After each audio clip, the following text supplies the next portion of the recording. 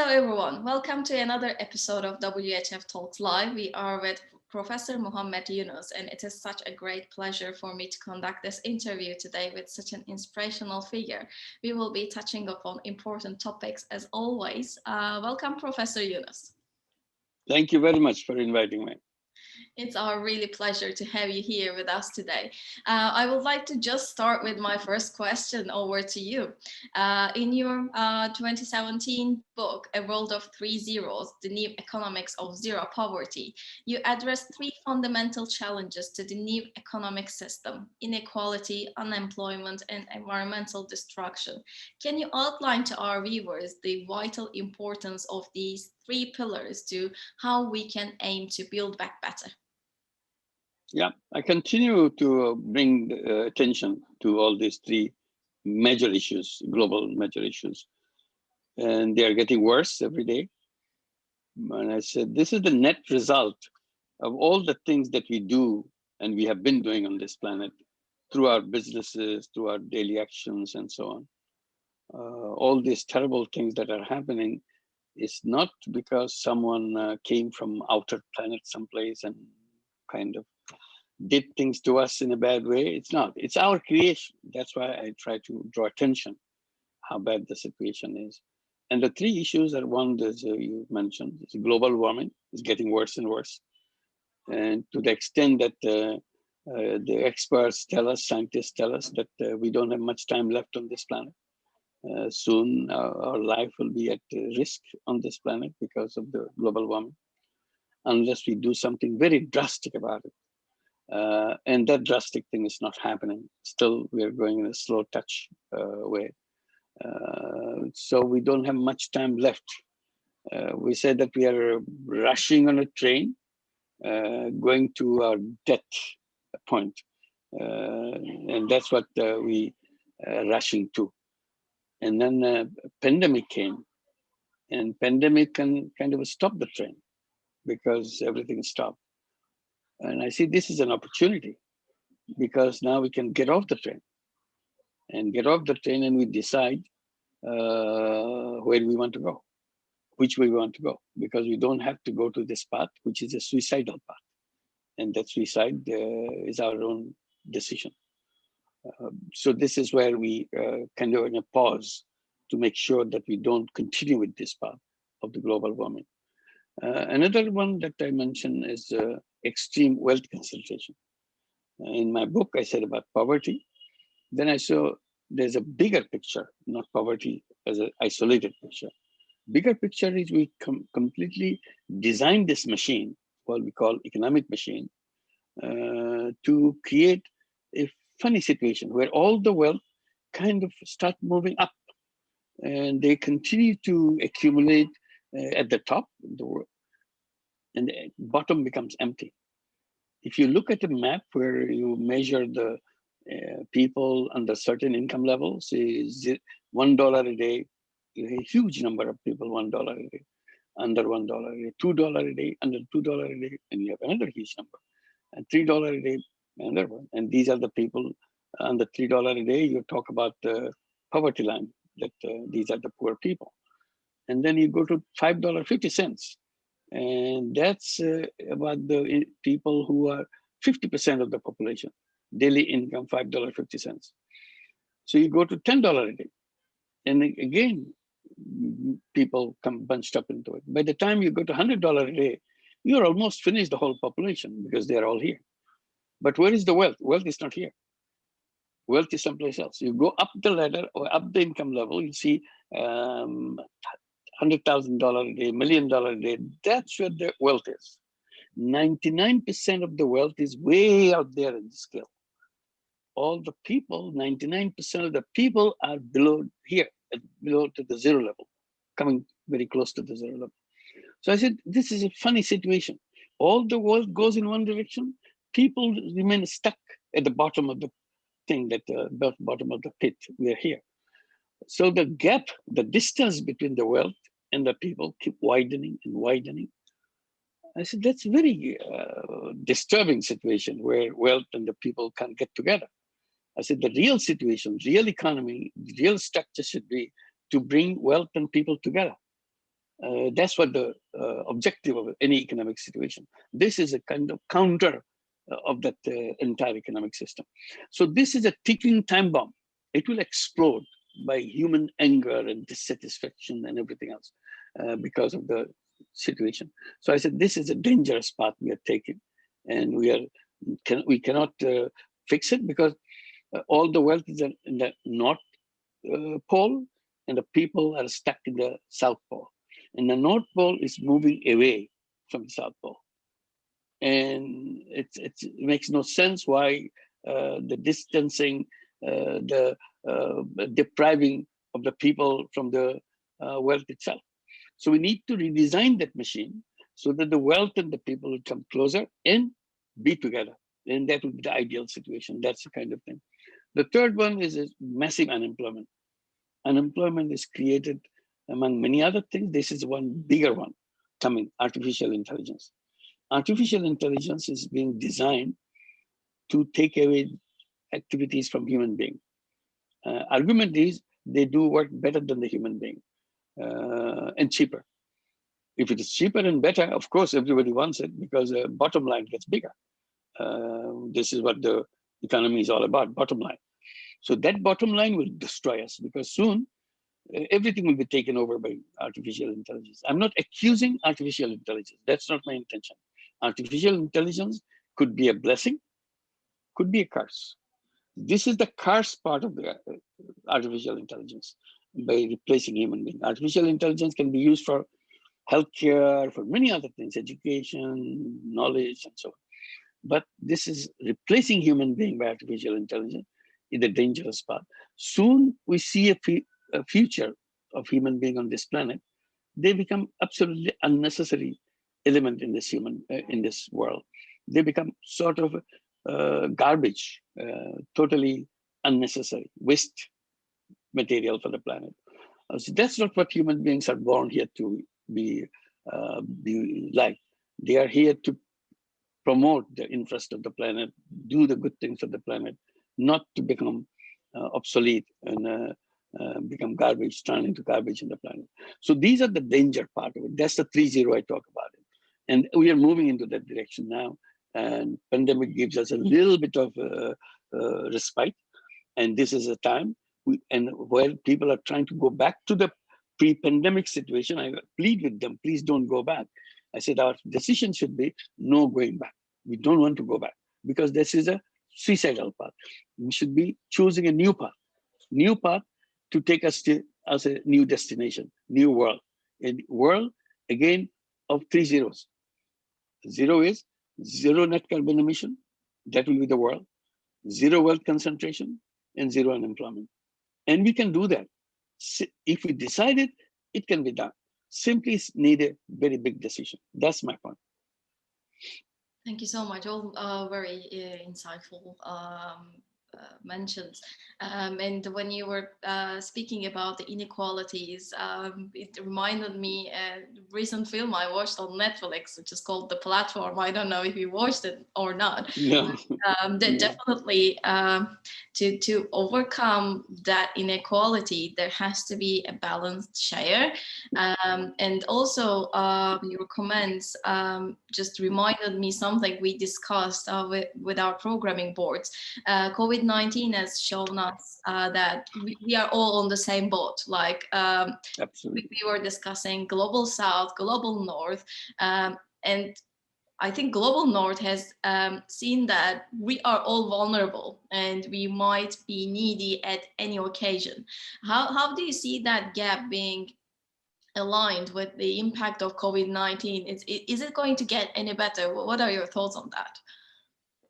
Yeah, just one clarification. You mentioned that inequality. In my presentation, I didn't use the word inequality. When wealth goes away from somewhere else, beyond your reach, that's not about inequality. That's about not being able to be with it. You see, when you compare a cow and a horse, you talk about inequality. That's a difference you see. But when you measure an ant with an elephant, You don't talk about inequality. That's something else. And this is not even ant and an elephant. This simply is not with you. It doesn't belong to you. And way ahead, you can even touch it with the 1,000 miles pole. This is completely out of your reach. So this is total deprivation, not inequality. And this is systemic. Inequality, you mentioned, well, somebody gets it, somebody doesn't. It's not about somebody gets it, somebody doesn't. Nobody gets it. That's my point. It's completely ran away from your reach. It doesn't belong to the world anymore. If you say, okay, there's somewhere there, but that's not our world. The world was some few people, a handful of people. That's not part of our world. So this is a two different world completely. So that's the point I was raising. And about COVID and what it does, COVID is a very interesting example that the COVID-19 that brought to us. Interesting because it brought us all the weaknesses of our system. And the first, when it came, you remember, there's a big debate going on, life versus livelihood. That what we do when people lost all the livelihood. They have no job, they have no income. And people are wondering, how do we survive? And that was the first shock that people got. Millions of people, just in one country, India, because this was so visual. And every day you watch the television, millions of people walking on the highway with their families, with children, and with little possessions they have, walking. Where are they going? They're going home because they used to work in the cities, big cities. Now, pandemic has taken away their livelihood. They used to sell things on the street. They used to work at home as a cleaner, as a taking care of your children, or whatever little job they had. They don't have it anymore. So now then their income has stopped, their food has stopped, and they cannot pay the rent for the little holes they used to live. So they're coming out of the rat holes, now coming in millions of them on the highways, going home. Where is the home? It's not 100 miles from here. It's not 200 miles from here. It's nearly 700 miles. So I keep asking, why did people have to come from their own places of birth to find survival livelihood, just survival livelihood, into places 500 and 700 miles away? Why couldn't we create an economy where I could live where I was born with survival economy? It's a survival livelihood. I'm not asking for a moon. I'm just saying what I can do. It's again, we designed the economic system in such a wrong way. We have put everything in the city. Say that should be the center of all activities. Why? It's convenient for the people who designed it, not what people did. It's a very funny situation. You bring the people from the village to the cities to work for them, because there is no work for them in the villages. And then you say, okay, now what do? We brought the people from the village and the city. They don't have anything to work. So bring all the produce in agriculture. Bring everything they do, bring it to the city. So it's imported people from the village, imported things from the village, they do the urban economy. I said, that's a very funny thing. Why didn't you do it in the first place where they were there? The producers there, people are there, and this because we don't have the infrastructure. We need the infrastructure. What is the infrastructure? Oh, we need the port. You need the electricity. You don't have electricity in the rural areas. You don't have the communication. They have the communication. You don't have the banks. Don't you? I said, this is, you're talking about 100 years back. This is today. Today, everything is in the village. Internet is there, telephone is there, connectivity is there, roads are there. So why people are still walking miles, 700 miles? Because you thought city is a good idea. City is a wrong idea. It's an artificial idea. Economy should be where people live. And they should be doing things what they know. And that's what the economy should be. So this is, again, something brought out by the economy. And then the question of vaccines came at the end of it. And I was pleading around the world, please make this vaccine a common good, patent-free, commercial patent-free good, so that there's no commercial ownership of it. No, nobody listens. We have 1 million signatures on our plea that they should be all declaring it common good. We went to the United Nations to adopt a resolution saying that vaccine must be common good. There should not be any commercial ownership to that. You put it in the hands of the WHO, and WHO will administer. Whoever wants to produce vaccines is here, under their supervision. They will do it across the world so that everybody can get it. They didn't do it. They made it, you said the people in the pandemic were drowning in the problem created by the pandemic and the sinking and losing their lives in a massive way. But somebody came with a boat, said, I have a boat, but I give it to the highest bidder. You can get into my boat if you're the highest bidder. So you want to make money out of the life of the people. And that's what the vaccine producers are doing. And in a big way. And nobody pays any attention to it. And they said, well, we can't do it. Pay attention. I said, why not? The polio vaccine. And when polio vaccine was created, Mr. Salk, he declared that it is not my vaccine. It's a people's vaccine. And it's patent free. I don't charge anything for it. Anybody can produce as long as you follow my rules. That's it. It's a common good. Everybody produces. Now it is produced everywhere. And that's why polio could be removed from this whole world. So I said, I'm not saying something new. It's already established. All we have to do that, you can hand it over to the WHO so that we can do that. Now, how many people got these vaccines? Only a handful of countries. Other countries have not seen vaccine yet. And probably we don't know how many years it will take. And again, at the same time, they talk about, if I cannot protect you, I cannot protect myself. So you're leaving entire world unprotected and you're protecting yourself because you become so tribal, you're selfish and then driven by the profit motive that I want to make profit. This is a super festival for making profit because people are dying. I can offer them life and they have to pay a lot for that. And whatever it costs me, it doesn't matter. So these are the kind of wrong things that you reveal our nature of a thing. So this is a good time to go back. Where is the root of all this? The root of all this is the economic structure that we built.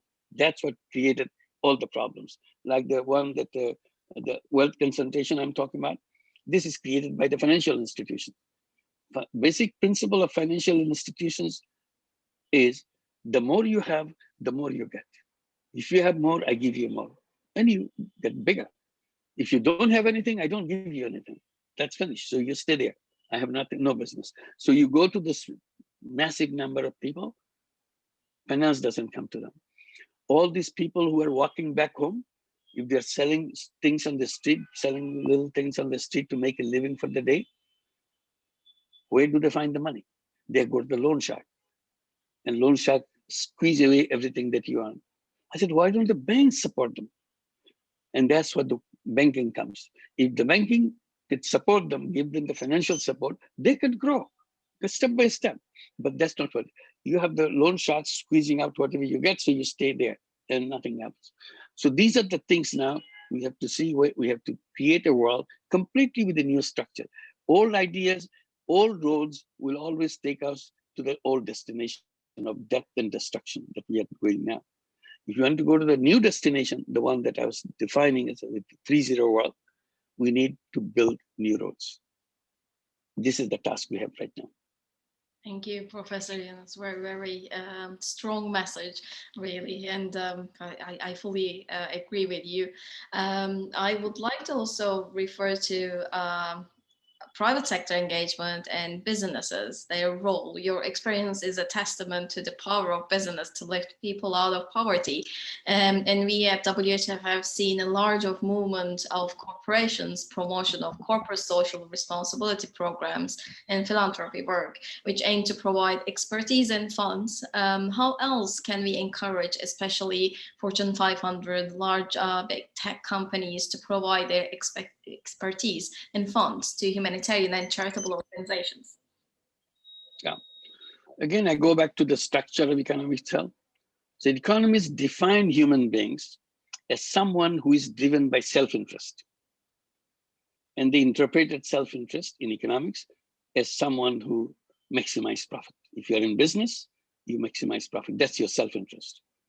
So economics gives human being as a very short vision. Yourself, you see it yourself, you don't see anybody else.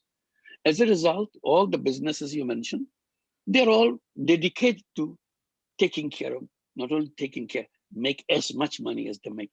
And that's why they go up. And the owners of these businesses are the one who goes up. They are not here.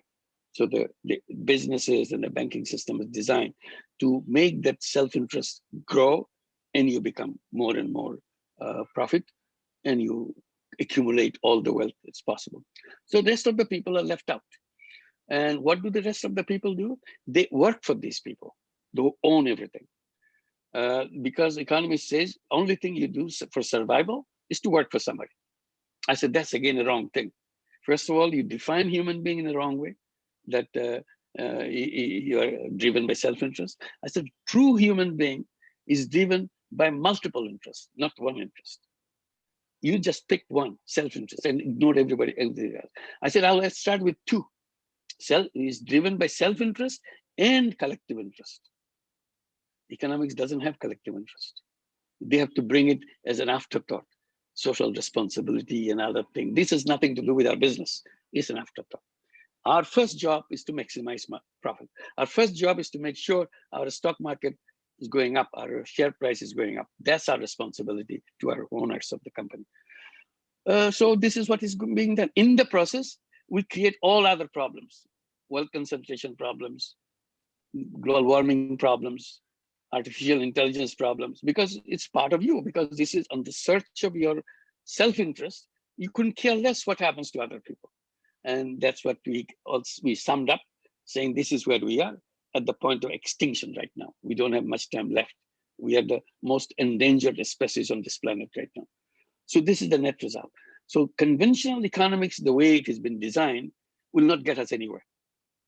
So I said, we have to admit that there are two kinds of business.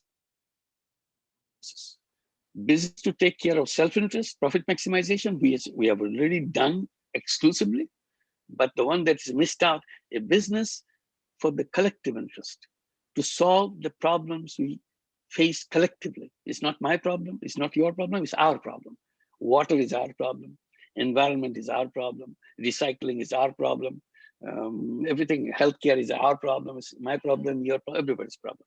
These are the problems we have to solve different way, creating a business to address collective problems. And that's what we call social business. In social business, you're not worrying about profit. You're worrying about the solution, how to solve it. So this is a business which is not based on the profit motive. I don't want to make profit. I'm making profit in the business, the narrow business, which is the self-centered business. So I want to do that. So I'm not taking away your self-interest. I'm saying economists gave you is a lens with one vision. You see only narrow vision, you see only yourself. I'm giving you bifocal lenses. You see both. And you decide which one you want. And you can do both. It's not one or the other. It's not like that. I can take care of myself in the conventional business. Also, I can create social business to solve all the problems that I see. Then world will be a very different place. And then I said, now you are asking everybody to work for the company, work for the businesses, so that they can make money. I said that in the process, you're making me mercenary. I become your mercenary, go fight and bring all the wealth for you, hand it over, you give me something, and I'm very grateful to you because you give me something. I said, that's not the purpose of human life. Human life is much bigger than that, not for just survival. Human being is packed with unlimited creative capacity. The moment you accept the job, you sign a document, I surrender all my creative capacity. Today, only creative capacity you are allowed, which should be creative capacity for him to use, for his use, not for your use anymore. So that's what you are. So you are no longer yourself. You have been sold away to somebody else. I said, that's not the original design of a human being. Human being is born as an entrepreneur, but the economists made us job seekers. And as a result, we are collecting, we become the, as I said, the mercenaries collecting wealth for you and give it to you and you take it away. And we complain that we don't have any wealth. You don't have any wealth because you work for him. If you don't work for him, you'll be an entrepreneur. I said, we are natural entrepreneurs, but our education system has been built to produce the young people, job-ready young people. I said, that's a shameful word, job-ready young people. We are not some kind of robots that you prepare and seal that this is tested and found that it's very good. It's not like that. Education system make us life-ready young people so that we can address the life. Our life is to create a new world, every day so that this world is a better world from previous day. Today, our young children, our teenagers are marching on the street, calling themselves Fridays for Future, blaming their parents, saying you are stealing our future. You have already stolen our future. You have no future left for us. You are totally responsible parents. Our children are accusing us. What kind of world is that? Because we are handing over a more dangerous world to them than we found it. The thing should have been the other way. Each generation should be handing the world in a better shape than they found it from their parents. So we have reversed that already. So this is not the direction. So you talk about the private sector. Private sector is busy making money. I said we need to, and every one of them can be a good social business entrepreneur. It's not their fault. They are doing according to what they were told. And in pursuing that, we have created a world which is now make us extinct. We have no place for future. We have no, and our children are accusing us for that. So that's the wrong direction. So we go back to this companies. So why don't you create social business? And you talked about the corporate social responsibility on that. These are just the kind of token things, because people are always blaming that you're not looking at the common interest. I said, okay, we made money, give us a little bit. So go ahead. It's a kind of, that's nothing interesting because it doesn't solve any problem. It may clear your heart that you do all the things the wrong way. Now did one thing right way. That's the time thing. I said, why didn't you create a company dedicated to solving problem of water?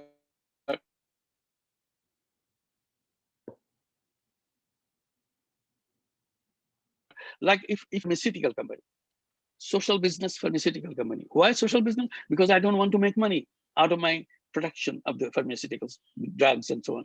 I would be producing vaccines in a social business company to make sure everybody gets it at the cheapest possible price, not take as opportunity to make money. This is not the occasion to make money. See, our corporate leaders don't understand that. When they can go on and go crazy about making money, this is not the occasion to make money. This is the occasion to save people, everybody on this planet, and do everything is possible. I'm not taking that. I'm not talking that you give away your wealth. I said you do it in a cost price. Whatever it costs, charge it. It's okay. Not the super profit that you want to make out of it. So this is the social business part of it. So token thing doesn't go anywhere. Those kind of little things, I don't think that's a solution to that. The urgency and the magnitude of the problem is kind of insulted by doing little things here and say, oh, we're okay. And I see it as a kind of example. We're in a house which is totally burning. And we know that it's burning. But inside the house, we're having a big party, enjoying ourselves, ignoring that the house is being burned. In the process of that party, we are fueling the fire itself, because our party is causing more fire because the way we are celebrating our party inside the house. So and we are waiting to see what happens, because now we are not going to do anything. So it's a good destination. The whole destination is to destroy ourselves. There's no other option. So this is where we have to become aware that we are the one who have to stop the fire. There's nobody else who's coming to stop the fire. You have to stop the party, go out, stop the fire, and figure out what else you have to do now. How to build a new life so that it doesn't catch fire again.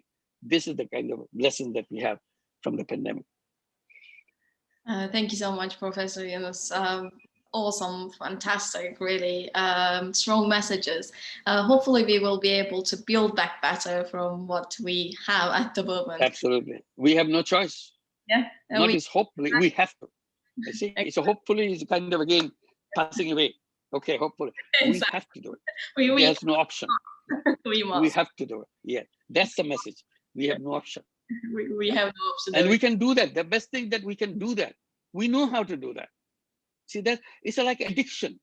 When you are addicted to something, you know it's a bad thing that you got addicted to, but you can't stop taking it. So this is our situation. We got addicted to the system so much, we can't stop it. We keep saying, okay, tomorrow, not today, and so on. We are hoping that somebody will try to get us out of this addiction. Nobody's coming to take us out. We have to take us out from the addiction so that we can save ourselves.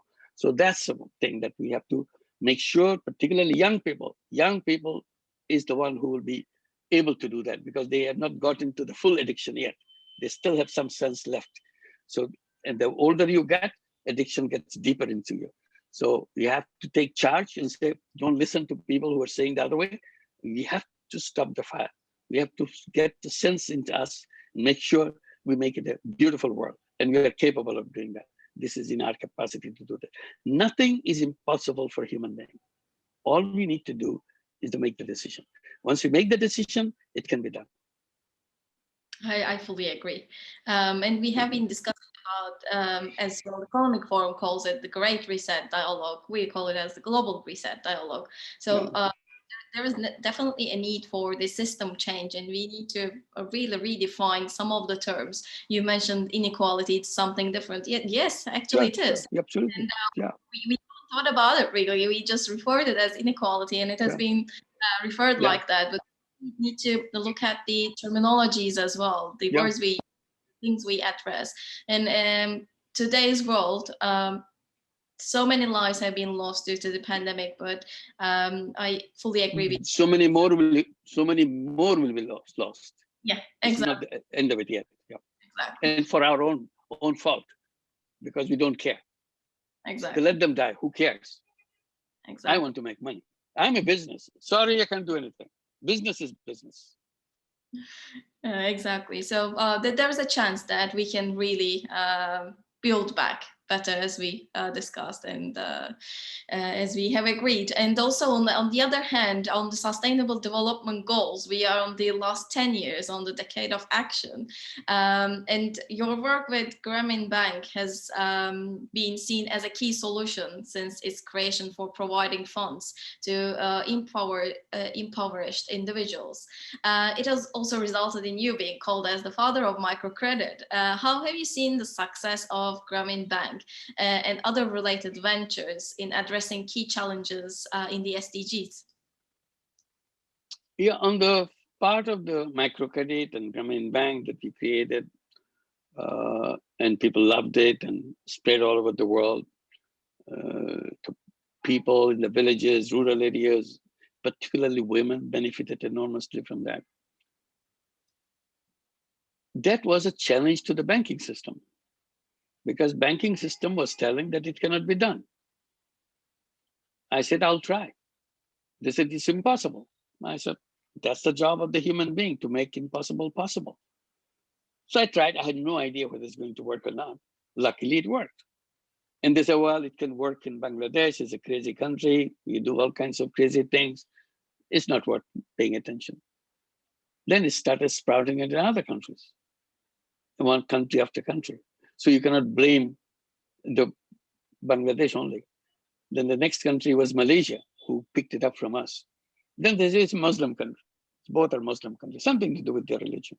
They are so delighted to pay you back because of the religious. Then the third one was Philippines. You can't say the Muslim country. This is a Catholic country. So there may be Asian culture. This is not. So they're always finding excuse that it cannot be true. Now it's a global. It works in the United States in a big way. We have now 24 branches in 15 cities in the United States. It's perfect. We have 140,000 borrowers, all women. And loans start from $500, $600, and go on so on. And over the last 12 years that we are giving loans, repayment is 100%, 99.5% and above. No collateral, nothing, exactly the way we do it. So you cannot say some fishy thing going on in some fishy countries. It's all there everywhere. It's documented. You can click on the Google, you can see what's happening. So it's the thing I'm saying, the real question is not been resolved. Banks have not changed. You talk about microcredit, separate thing, it's NGO activity. Why isn't the Bank of America or bigger banks that you have in the world have a huge program to support every single person? We lend money to beggars. I said, we have no problem with lending beggars. And they pay back the same thing because they started their business, door-to-door business. Instead of door-to-door begging, we started door-to-door selling, that's all. So it's all possible, but you don't do that because, again, one thing, we are blinded. Why? We have to make it a business to profit maximization. This is not the business of profit maximization. Some microcredit was done globally, as you said, But many of them turn into wrong path. They call themselves microcredit, actually they are loan sharks. They use our tool to make money for themselves because they are all absorbed by the conventional banking idea. Oh, sorry, conventional business idea. You have to make money, even if it is a microcredit. I said, no, we created microcredit as a social business, not to make money, but to solve people's problem. And that's why we went out and made it happen. And we are happy with that. I said, if you're not making money, why should you do it? I said, look, you're thinking money is the happiness. If you don't make money, you're not happy. I said, that's not the right thing. I said, making money may be happiness, but making other people happy is a super happiness. And I enjoy that super happiness when I'm not making money, but I'm making other people happy. So it's a happiness we are after, not about money. Sometimes you're kind of mixing up between the happiness and the money. It's as if happiness is measured with money. Happiness is not measured with money. You may not have money, but you're a happy person. You may have tons of money, but you're a very unhappy person. It doesn't go together. So this is it. Somehow your society or the economy has told you, if you make lots of money, you're successful. You don't say you're happy. This is successful. That's the definition you cooked up. Measured money with success. Success is socially success, not success in terms of how much money you took on the North Pole. That's not a success to me. That's taking away all the wealth from the people. That's not a success. Success is sharing this wealth with the people. That's a success. I've taken all these people from the bottom, I brought it at the middle. That's my success. There's a question of what we want to do with the money and so on. So with the microcredit, we're challenged. So we need to change the whole banking system. Still, the question remains valid. Banks have not adopted microcredit. Did you see that? It's a global thing, but it's nothing to do with the banks. Bank may do here a little bit here to make money. They said, well, this may be money we can make here. Again, they get stuck. It's a really small little program, and so give the money to NGOs, let them do it. And they say this is corporate CSR money, give them the CSR money. We say, oh, we have money, poor people. And we don't let anything stick on us because we are busy with making money on our main door business and so on. So this is the situation. That challenge has not been met. You have to redesign the entire banking system. Not only to let people become entrepreneur so that I don't have to be mercenary. You see, I kind of, it's a puzzling. I raised the question. I said, suppose all people in the world, in the kind of imagination, all people in the world became entrepreneurs. Will there be wealth concentration? It will be gone, finish. Because I'm not mercenary anymore. So nobody is bringing money for you.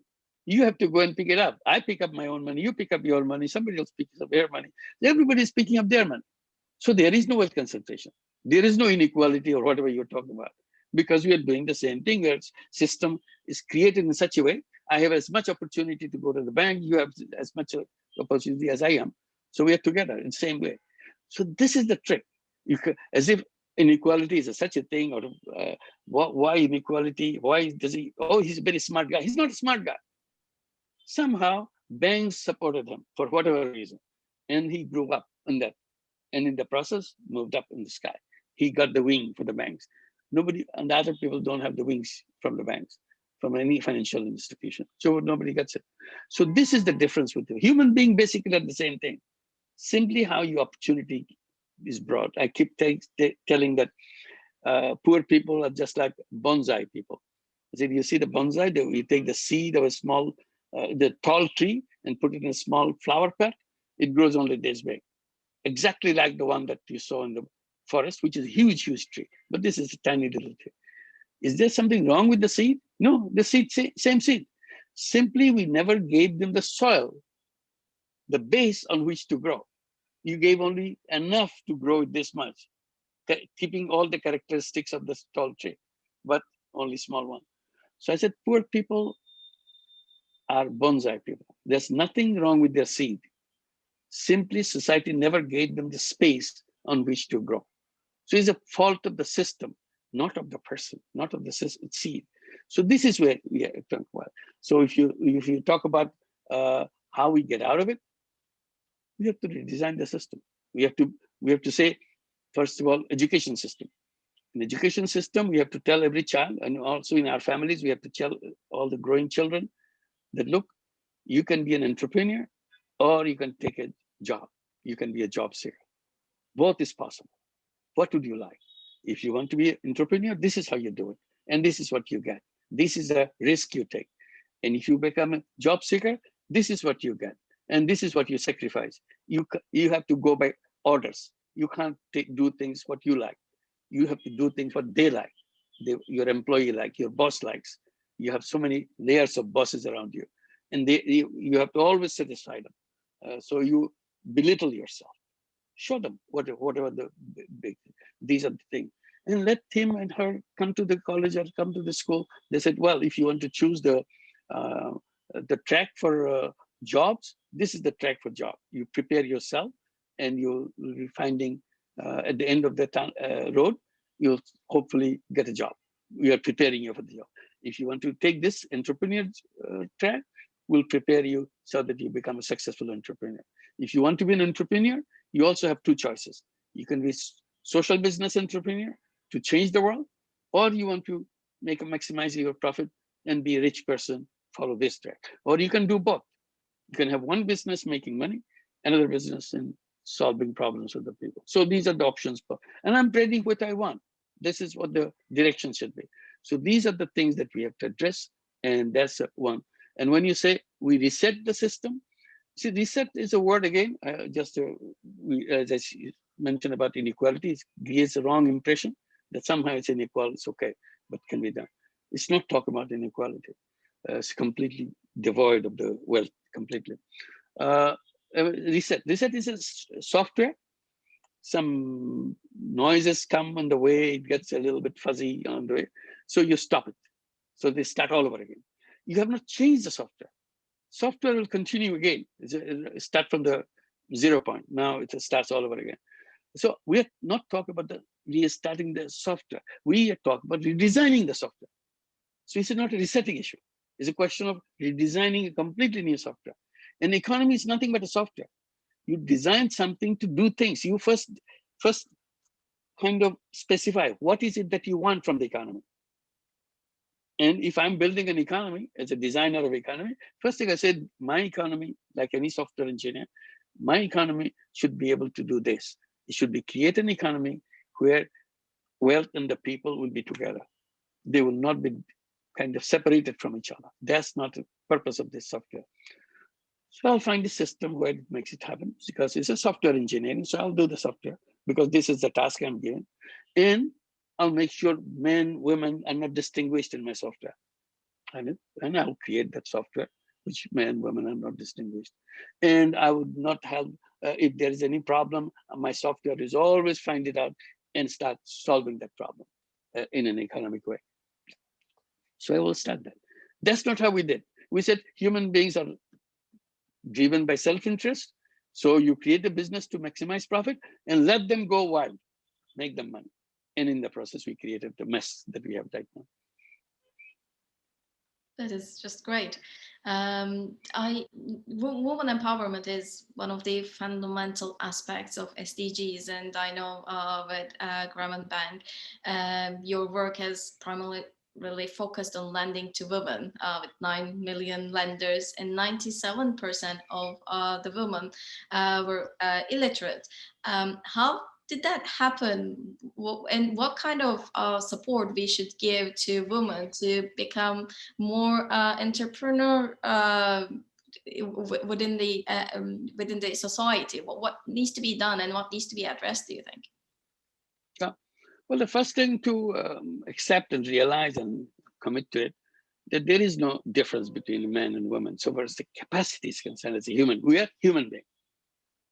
Simply difference of the sex, that one is a man and another is a woman. Other things are the same. She's as much capable as you are. She's as much smart as you are. She's as much creative as you are. We are all packed with enormous creative power. So why ignore that power? But we created a society to deny her. When a child is born in Bangladesh, at least some 20, 30, 50 years back, when a child is born in Bangladesh, if she's a girl, that's a very bad news.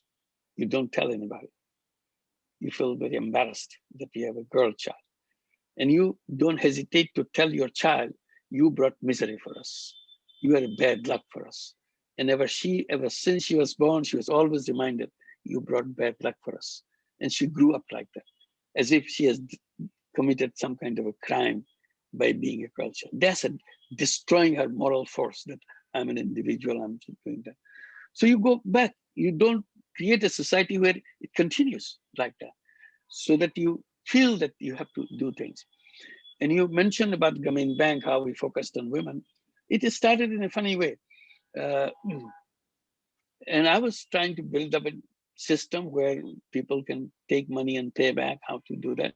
And I needed to know how the rules are in lending and buying and so on. So I had no banking knowledge at all. So whenever I needed some rules, what kind of rules they provide so that this can be done in a systematic way, I just look at the conventional banks, how they do it. Once I learned how they do it, I just do the opposite. And in the process, all these things happen. They go to the rich, I go to the poor. They go to the city, I go to the rural. Even after all these years, 42 years now, Grameen Bank, we work all over Bangladesh, but not a single city, not a single town in Bangladesh we have in existence. We don't touch them. We are all in rural areas. We reverse that system because this bank means it should be in the city. We report opposite. We go to the villages. So we reversed it. They asked for collateral. We said, forget about collateral. We'll be dealing with one another. That's it. What is the basis of doing things with one? It's a trust. You mutual trust. You trust him, I trust. He trusts me, I trust her. That's it. They go to men, we go to women. Because I was arguing with the bankers in Bangladesh at that time. I said, 99% of your borrowers are men. How do you explain that? So they would say, oh, well, women don't come to us, etc., etc. I said, no, that's not true. They come to you, but you reject them. You always say, send your husband to talk. And there are all kinds of rules against them. So they don't come. You embarrass them. It's useless to them. Then you have 1% women. So we reversed everything. We said, women is the priority for us. Women themselves say, no, don't give it to me. I'm terribly poor in handling money. I never handled money in my life. It's my husband who does all the thing. Why didn't you go and give the money to him? We said, no, we're not going to your husband. We come to you. You think about it. No, please don't come to me. I can't do that. So they were rejecting us. And we never stopped. We told my girl students who are doing that, I cannot go talk to women because I'm a man. Society doesn't allow men or women to talk to women. So I take my girl student to talk to them. They were very frustrated that the women are not taking the money. They are supposed to give them the money. They said, forget about women. Let's move on with men because women really don't need the money because they say they cannot handle money. I said, look, next time you talk to them, you remember when she says, no, I can't take money. These are the problems, why I can't take the money. Always remember, this is not her voice. This is the voice of the history which created her. You cannot undo lifelong history in one conversation. You have to go back again and again. Shake her up. Peel all the fears, layer after layers of fears that she has gone through, to take her out of those fears. So that someday she may say, maybe I should try. And that will be our day, the day of victory, that we made it happen. It took us literally 6 years to make it happen. It took us 6 years to make the number of borrowers even between men and women. That's our initial effort, to make the number even. And we celebrated that we made it. Everybody said it cannot be done. It's impossible. Women don't know how to do the money. They're doing a good job. Then we noticed money going to the family through women brought so much more benefit to the family for the same amount of money which goes to the family through men. And we compare with each other. Then we wonder, why are we giving money to men? The same money can do so much better with women. So we made the firm decision. Let's focus on women, forget about men. And that's why we got to the 97. We could have gone to 100%. Then everybody said, please keep some. so that people don't say, well, men are not good at it, that's why they reject. No, they are doing the fine as long as they pay back. But we are talking about how much difference it makes to the family, the children and so on. Mother is the big changer in the family. So we focused on. So this is how it came. It's not suddenly somebody said, well, let's do it to women. It is a long history of doing that. So one has to go to undoing the history. If you stay within the history, you can't go. You're bound by that. So you have to rebel. It's a defiance. The whole essence of the entire thing, all the things we are discussing now, is a defiance. If you stay obligingly doing things, you continue the same things. You can't get out of it. In order to get out of it, you have to be real defiant. That I don't care what you say. This is what it should be, because this is the right thing to do. Right thing to do that allow her to do things. And she showed that all human beings are entrepreneurs. Today, when they say, people ask me, you keep telling everybody should be entrepreneur and so on. Not everybody is born to be entrepreneur. Only few people are born as entrepreneur.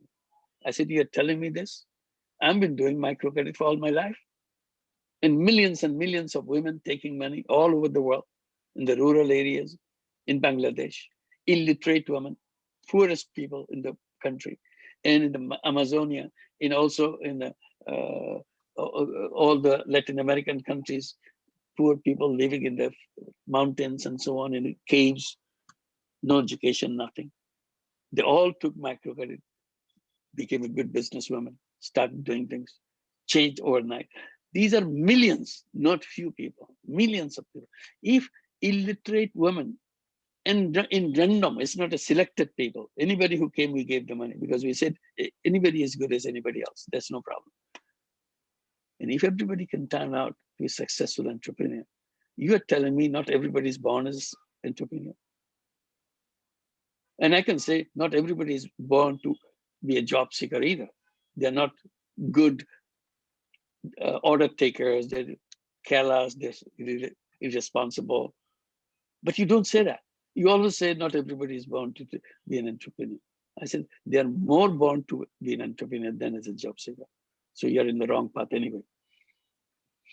Thank you so much, Professor Yunus, for these strong messages. They are very, very important. And at the moment, as we have discussed, at a phase where we are trying to change the system and try to build back better, these are really invaluable insights and messages. Thank you so much for that. Thank you. Thank you very much. And I would like to ask you your final message for today. We've taken too much time of yours, but the conversation was great. I didn't want to stop. Thank you. What is your final message to our audience, to the youth, to everyone that listens to us? I would say one thing that drives me, and I share with you again, nothing is impossible for human being. Human being is not here to take things lying low. They always stand up, always want to overcome, and we will overcome this too. But we have to make the decision. That's the fundamental thing. Make the decisions that we don't want to go back. We got a chance, no going back. Now we have to turn around completely, the direction, a new path. So we have to build that new path. And all the young people are capable of doing that because they are not already become addicted to the old system. They still have the mind fresh. So if they can put this in their mind that we want to make it happen, we'll make it happen. And I emphasize on imagination. Wherever you are, you're old, you're young, you're middle-aged, doesn't matter, imagination. The first thing we can do, imagine a new world which doesn't have anything like this. World will have things that you want, your ideas, what the world would be, imagination. And if you keep on imagining it, and you feel inspired by the imagination that you have, it will happen. I said, if you don't imagine, it will never happen. If you imagine, it will happen. But the imagination has such a power. And that's why I admire the science fiction. You should go to the movies, see the science fiction, and those crazy things going on, and moving in super speed and super talk, some kind of thing. Never happen, never. And we get excited about it. And the technology that comes into it and changes things. And in the split second, you're in God knows how many thousands you go. Because it's imagination. That's the science fiction. But science fiction drives science because it brings idea. Then you say, maybe we cannot go 1,000 per millisecond, but we can go 100 per millisecond. We can do that. So you take the step, first step. So you continue to drive the science in the direction the fiction is driving it. I said, unfortunate thing for us, we don't have social fiction. We should be creating a lot of social fiction. We'll enjoy, go to the movies to watch social fiction. A world where there's no poverty. How does it look? And they say, poverty, what is it? This is in the cafe, they're talking, but 100 years back, there used to be lots of poverty in the world. What is poverty? They didn't have enough to eat. Why? There's so much plenty. Why didn't they eat? They have some stomach problem or something? No, it's not a stomach problem. They didn't have anything. So the conversation, you see, how ridiculous we are right now. That they're looking back, they say, it's so strange. World has so much. And somebody has such waste of money and others dying. And why is that doing that? I cannot believe that there's something like that happening. So again, it's a fiction. You make it a very interesting story out of it. And you watch it and you look at yourself because you saw it right there in that movie in a very different way, different perspective. Or create a world where everybody's an entrepreneur. I'm just giving what I just discussed. Everybody's an entrepreneur. And they talk about unemployment. Somebody in the classroom, teacher saying, what is unemployment? Nobody knows what is unemployment. And what is it? There used to be unemployment in the world so many years back.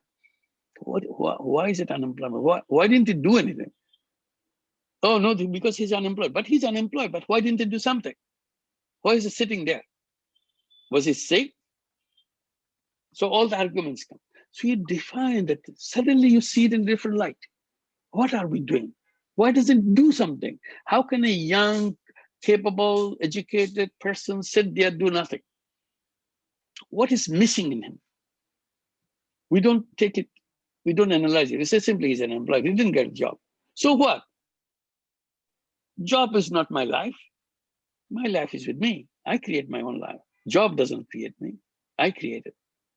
So these are the kind of things. So you bring those ideas, thoughts, and it lingers in your mind. Won't we do something like that? So I will say again, just to make it brief, imagination is a power. And I'll encourage all young people to imagine things. The moment you imagine things, you're inspired by your imagination and then get into action. And when you get into action, remember, you have enormous capability. This generation of young people is a superhuman being, actually. It's a superman, superwoman, because of the technology in your hand. But in our generation, when we are at your age, we didn't have anything. Just one generation, 2 generations back. But you have everything. In the split second, you can do things. So what we have done over hundreds of years, you can remove it in hundreds of days. That's it. That's the capacity you have. But your mind has to go in the right direction. You have to free your mind for the old thinking, that addiction. You have to make the addiction go out. As long as you remain addicted, you'll not see anything. So first thing you see, if I'm not addicted, how will I see? That's another imagination. Imagine that these are all addictions. You are not addicted. How will you see things when you're not addicted? With your own eyes, own thing, own feeling. And how do I retain that for myself? I don't get attacked by the addiction from all around for me, so that I retain myself completely distanced from them. So these are the kind of thing I would say that is possible. We can create a new world, a world of 3 zeros I was defining: 0 net carbon emission, 0 wealth concentration, 0 unemployment. It's possible. And it's possible in all of our lifetime. It doesn't take so much time once you make up our mind. Thank you so much, Professor Yunus. It was a great pleasure to have this conversation today with you. And there's so much to take away. And I hope our audience will just like it as much as I do. I'm quite sure. Thank you. Thank you. Thank you so much for your time. As I said, thank you. Thanks a lot. Wonderful. Good to see you. Good to see you too. It was a pleasure to meet you as well.